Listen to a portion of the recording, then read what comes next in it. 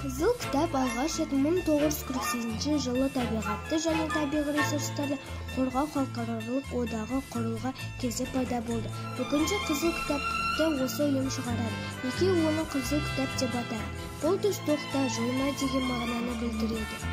Қызыл түс қауіп қатер таңбасы.